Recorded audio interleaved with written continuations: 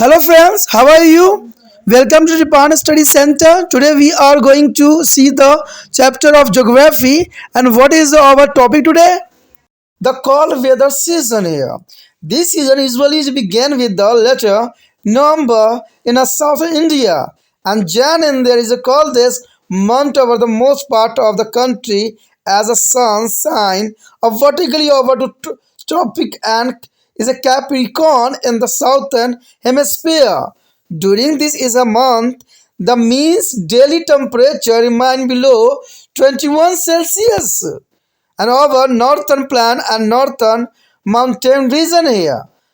The night temperature is sometimes fall below to the freezing point, resulting in the wild separate damage to a standing crop due to the frost. And frost, there is important the temperature increasing as one move from is the north to south. As a result of low temperatures, a feeble high pressure area develops over northern part of India here. This is a mild high pressure caused the offshore the northeast monsoon winds here and their direction in the northern plain is the westerly that is owing to the relief and this land varying wind is began to the cold and dry does not be give a rain over most part of the country here. However, this winds is a cause of rain along the coronal medals coastal sign there is collect the moisture on their way over to the Bay of Bengal.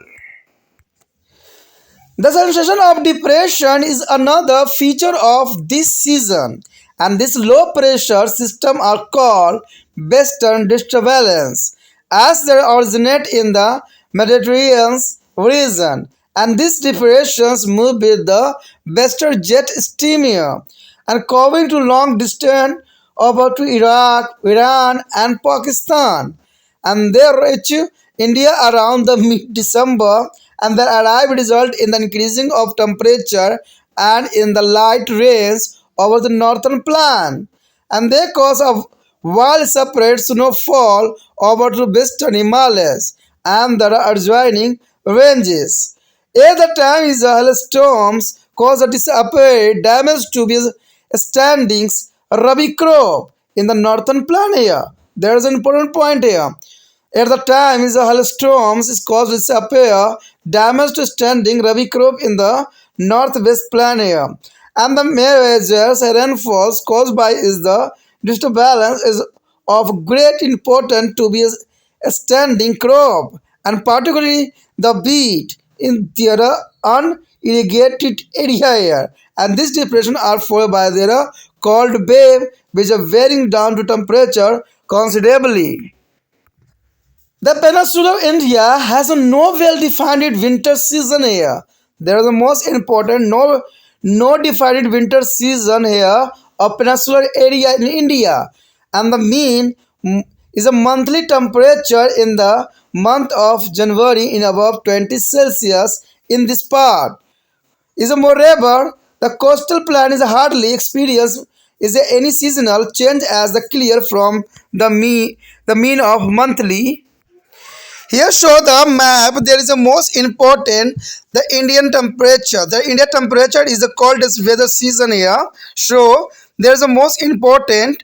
There is a 10 degree to the Srinagar to here is Bhutan and also is here important and there is a Jaipur is a 15 Celsius temperatures Lucknow and Nepal's also here and the temperature is growth there is the important on the Bhopals and there is Ahmedabad and the Kolkatas and Myanmar's and there is a most important distribution of temperature on the cold season here.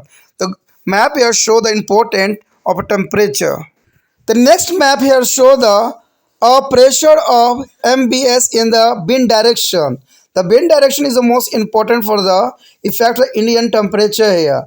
The wind is almost to 1020 to 1020 is Srinagar and other side 1009 to the Chandigarh and Delhi's on the Jaipurs and Lucknow also here they are important on the 1008 in there and here Bhopal's Nagpur's is Bhubaneswar and the Hyderabad and the Chennai, there's the most important effect on the wind direction here. So on the map, there's the most important map. The clear your mind the map here. The next map here show the wind direction is also here. There is a direction of the all side in the India. There is a part the is here of wind direction is the 1019. There is a mostly here, and there's an important wind direction of the second map here. The important point arrive here, the box, the important characteristics of cold weather season are here. The low temperature in the northern and there is a gradually increase to about to southern part of India and blowing of the cold and dries the northeast monsoon resulting in dry weathering condition in the most parts here and Coromandel's coastal revise rainfall during to the winter season and western disturbance is causing to light rain in the northern plain and the snowfall over to the Himalaya range. There is a most important part here. The next point is important here, the hot weather season here. The hot weather season, the appearance is a moment of the sun is to above the northern India is the temperature in the northern plan. As a result, the spring sets in the soons giving way to be a hot weather season, which will last till is end of the June in this region. The temperatures are increasing and northward and the reach around to 45 Celsius is a mid in the most part of the northern is a plan. The characteristic feature of this season are afternoon dust storm and the loo here, and which is a hot dry winds is a, which is a blow during to May and June mainly over to the northern plain here, and this wind is a cause to heat stroke resulting in the death of hundreds of people every year here. There is a most important point, the wind is causing to heat stroke resulting in the deaths of 100 people of every year. And the day of temperature at the time rise above to 45 Celsius in some northern western part of the country. The wind direction is a variable duration this season. The weather conditions are generally hot and dry throughout their country.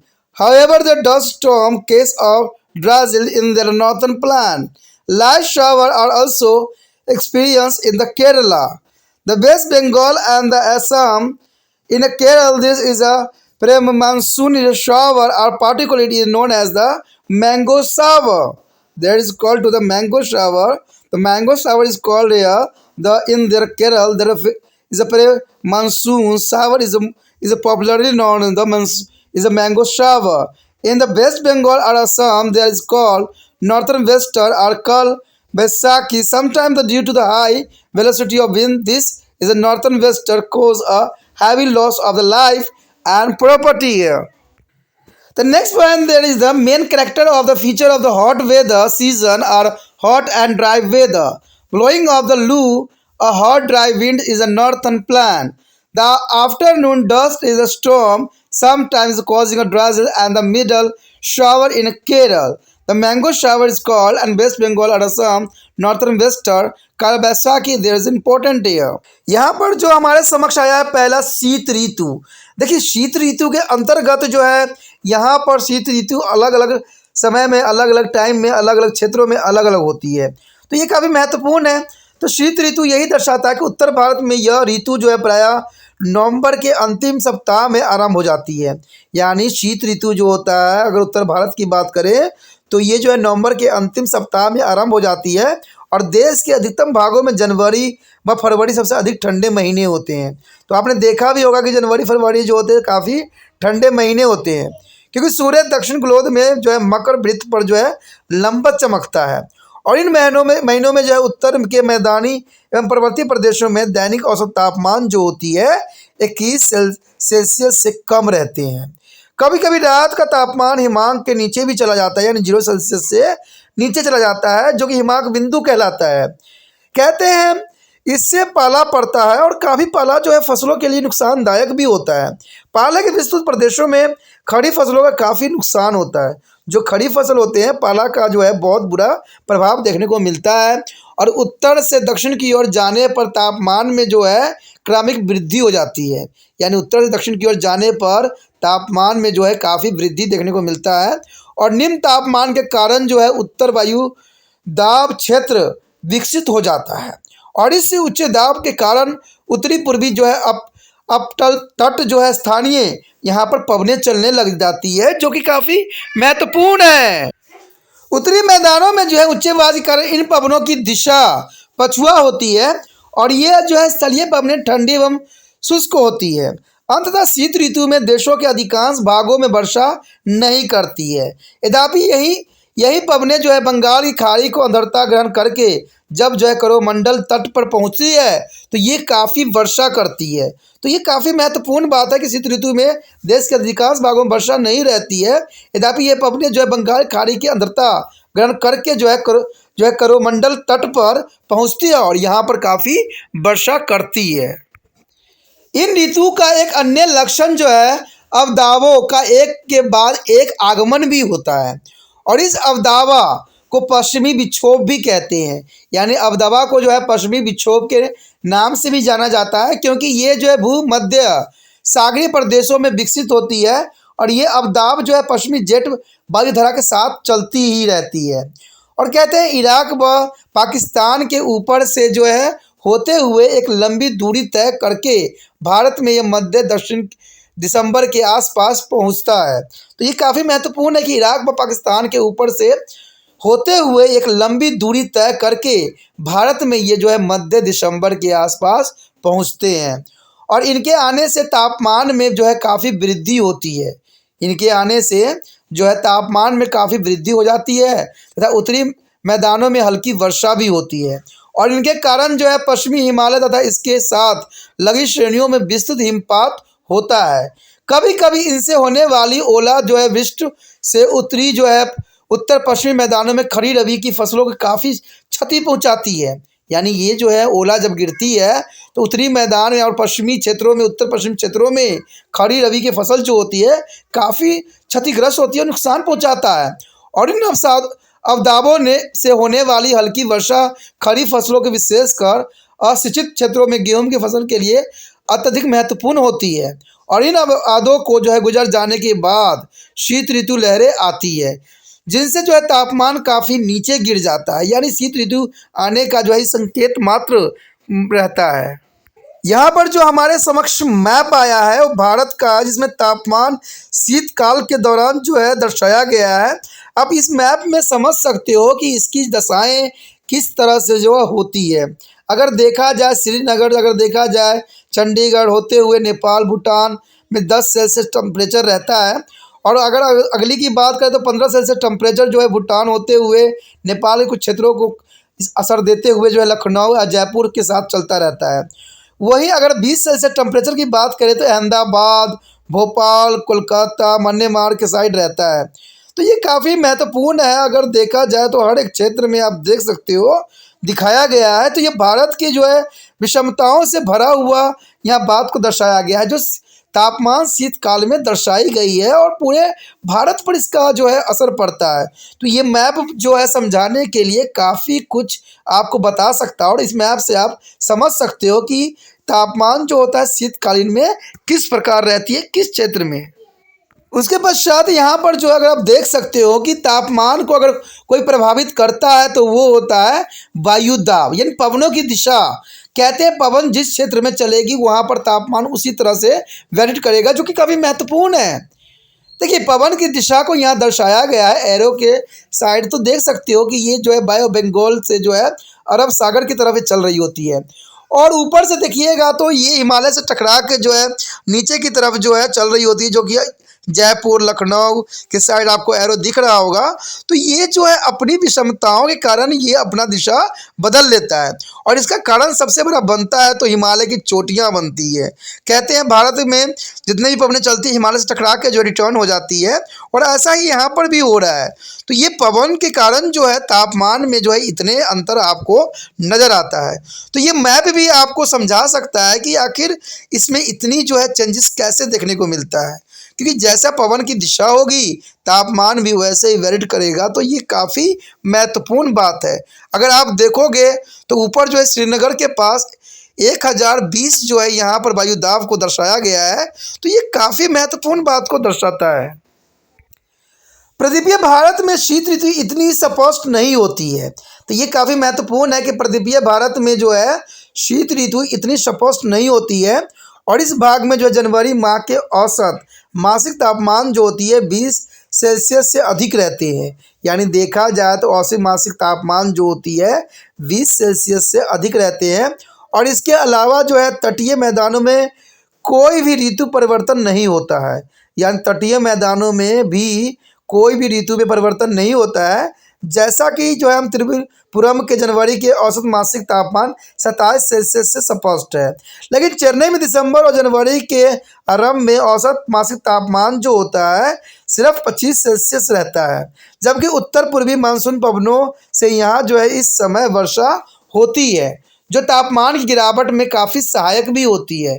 तो ये जो है तापमान यहाँ पर जो है बहुत काफ़ी अंतर देखने को मिल जाता है हर क्षेत्र में।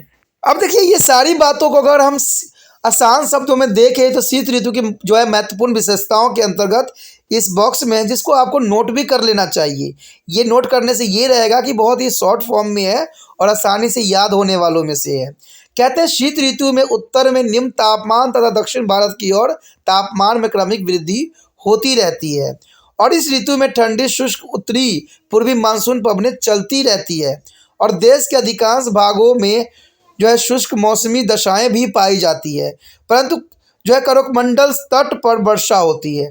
तो इन्हीं कारणों से जो होता है करोमंडल तट पर वर्षा दर्शाई जाती है। और कहते हैं शीत ऋतु में जो है पश्चिम विक्षोभ से उत्तरी मैदानों में हल्की वर्षा होती है तथा हिमालय की श्रेणियों पर जो है हिमपात होना एक स्वाभाविक बात बना देती है। उसके पश्चात है ग्रीष्म ऋतु। देखिए ग्रीष्म ऋतु के एक समय जो होता है सूर्य के उत्तरायण होने पर उत्तर के मैदानों में तापमान बढ़ने लगता है और इसके परिणाम स्वरूप बसंत ऋतु का आगमन हो जाती है, क्योंकि इसी कारण ग्रीष्म ऋतु आती है। और बसंत ऋतु का आगमन का भी कारण यही बनता है, जो शीघ्र ही ग्रीष्म ऋतु के रूप ले लेती है। और ग्रीष्म ऋतु जून के अंत तक रहता है और इस ऋतु में तापमान उत्तर की ओर बढ़ता है तथा उत्तर मैदानों के अधिकांश भागों में कई माह में लगभग 45 सेल्सियस तापमान हो जाता है। जो दोपहर के बाद जो है धूल भरी आंधियाँ और लू का चलना जो है ग्रीष्म ऋतु में विशेष लक्षण के रूप में देखा जा सकता है। लू गर्म और शुष्क पवनें होती है और यह जो है मई और जून के महीनों में उत्तरी मैदान में चलती ही रहती है। और लू लगने से प्रति वर्ष जो है सैकड़ों लोग मर जाते हैं।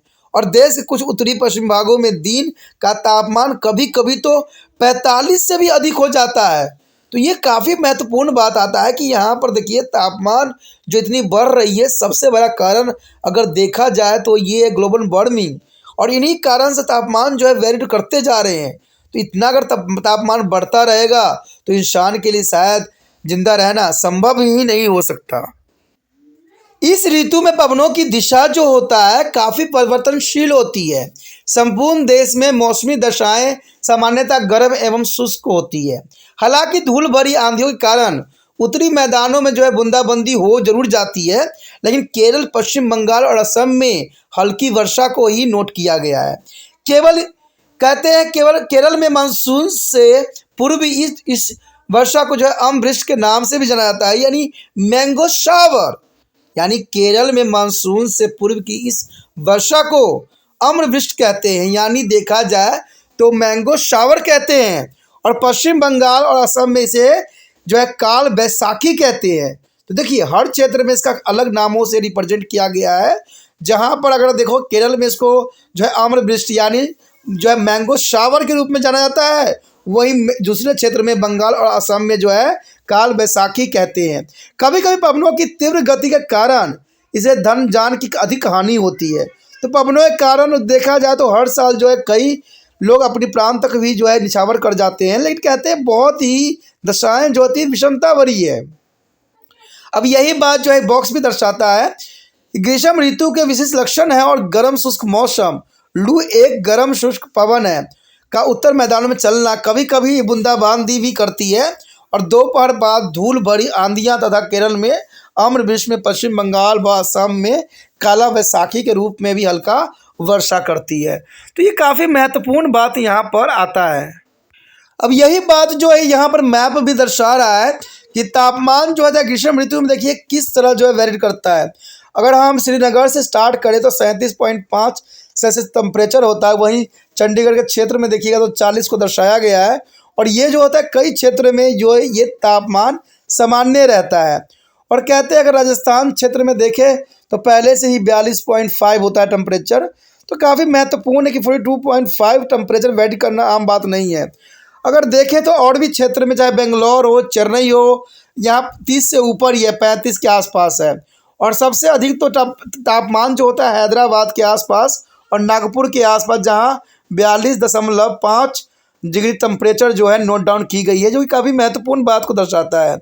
कहते हैं हर क्षेत्र में अगर तापमान देखो, चाहे भूटान के क्षेत्र में देखो, इफ़ाल में देखो, बांग्लादेश के साइड देखो, पटना देखो, नेपाल, तो हर क्षेत्र में तापमान जो है ग्रीष्म ऋतु में काफ़ी अधिक होती है। कहते हैं टेम्परेचर बढ़ता ही जा रहा है, जो कि बहुत बड़ी चिंता का विषय बन गया है। तो ये मैप भी इस बात को आपको भली भांति समझा दिया होगा और काफ़ी महत्वपूर्ण बात यहाँ दर्शाया भी गया है। कहते हैं अगर कोई तापमान पे सबसे अधिक प्रभाव डालता है तो वो प्रभाव डालता है वायु दाब या पवनी। देखिए पवन का भी यहाँ पर बहुत महत्वपूर्ण स्थान रहता है। यहाँ पर तापमान अधिक होने के कारण कहते हैं यहाँ पर देखिएगा तो चंडीगढ़ साइड जो है 998 या 998 जो है हवा का प्रेशर होती है इन क्षेत्रों में, और कहीं कहीं 1000 भी होती है। तो इस तरह जो है पूरे भारत में आप देख सकते हो कि यहाँ पर जो है वायु दाब का क्या प्रभाव पड़ रहा है, और जिस क्षेत्र में पड़ रहा है उस क्षेत्र में जो है तापमान भी अपना जो है प्रकोप भी दिखा रहा है। तो कहते हैं ये काफ़ी महत्वपूर्ण बात यहाँ पर है कि वायु दाब जो है अपना प्रभाव हर एक जो है समय में दर्शाता है, और ये इम्पोर्टेंट भी रखता है, क्योंकि कहते हैं हवा के कारण ही जो है तापमान जो है इतने अंतर जो है नज़र आता है। तो ये मैप भी आपको बहुत कुछ समझा सकता है।